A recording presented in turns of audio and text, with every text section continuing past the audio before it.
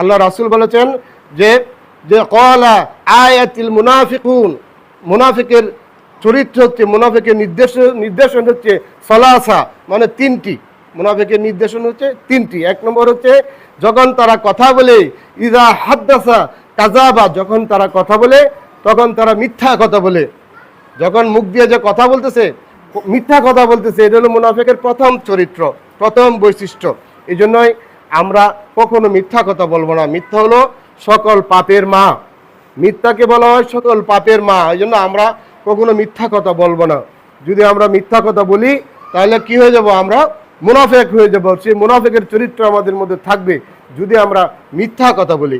এরপরে মুনাফিকের আরেকটা চরিত্র বর্ণনা করা হয়েছে যে যে যখন তারা ইজা ওয়াদা আখলাফা, যখন তারা ওয়াদা করে, যখন কোনো কিছু নিয়ে যদি তারা ওয়াদা করে তখন তারা কি করে? ওয়াদা খেলাপ করে।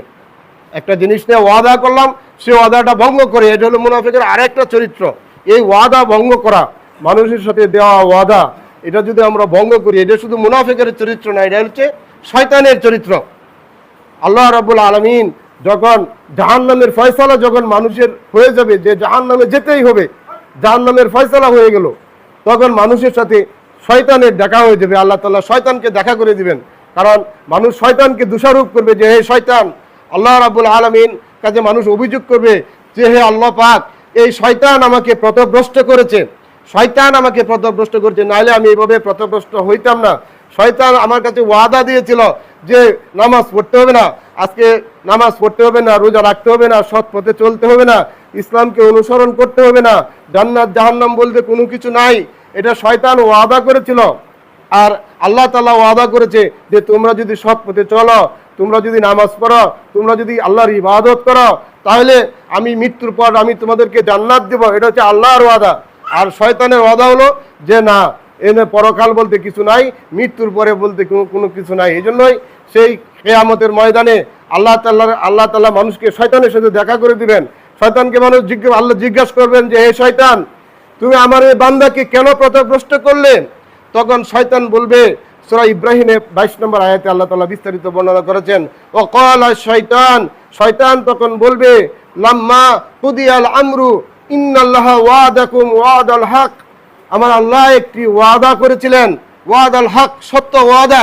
আল্লাহ ওয়াদা করেছিলেন হে আদম সন্তান, তোমরা যদি আল্লাহর ইবাদত করো, দুনিয়ার জীবন তো খুবই সংক্ষিপ্ত, এই অল্প সময়ে যদি তোমরা আল্লাহর ইবাদত করো, নামাজ রাখো, কোরআন পড়ো, হাদিস পড়ো, এইভাবে যদি তোমরা দুনিয়া থেকে বিদায় নিতে পারো, তাহলে মৃত্যুর পর আমি তোমাদেরকে জান্নাত দিব, সুখে শান্তিতে রাখবো।